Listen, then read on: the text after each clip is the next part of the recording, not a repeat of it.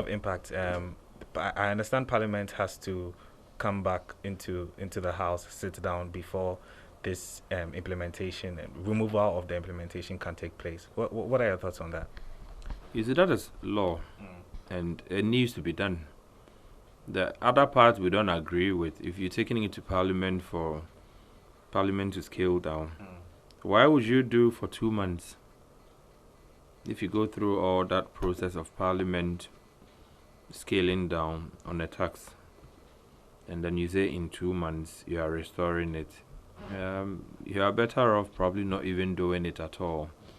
However, the more sustainable thing we would want to see Parliament do is to scrap the compendium of taxes that we've saddled the price build-up, one of which I have here, with.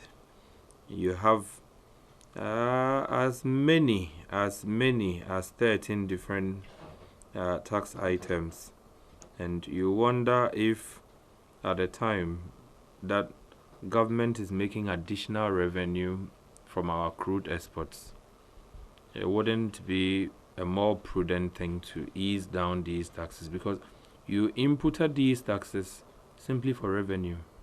A lot of them. Government needs money. If you look at the road fund, we need money for roads. Energy debt recovery, we need money to pay off the energy sector debts.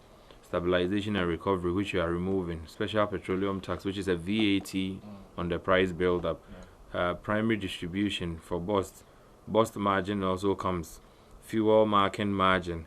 You see, there's quite a lot that if we scrutinized properly and went down on some, even if for temporal, periods, we should be able to at least give relief to Ghanaians at this point. And I say this with a revenue debate in mind. We talk of government having a need for revenue. What we're forgetting now is that because we are an oil producing and exporting country, the moment crude moves from $50 to $60, the $10 variation is a gain for Ghana because we are also exporting. Now crude has moved from 50 to 60 to 70 to 80 to above 80, approaching 90. The $20-30 gain is revenue that government is receiving or recording. Just 2-3 weeks ago, the BOG Finance Ministry were out there saying they've made a windfall of $89 million.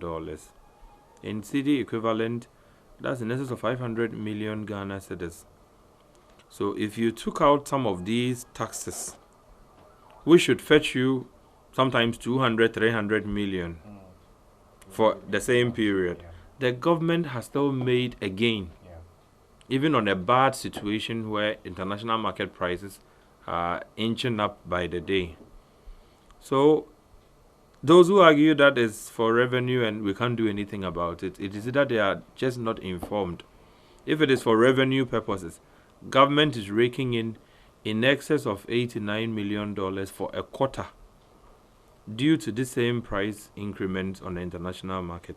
Shouldn't you be magnanimous to use 100 or 200 million for these taxes that is also choking the pump prices?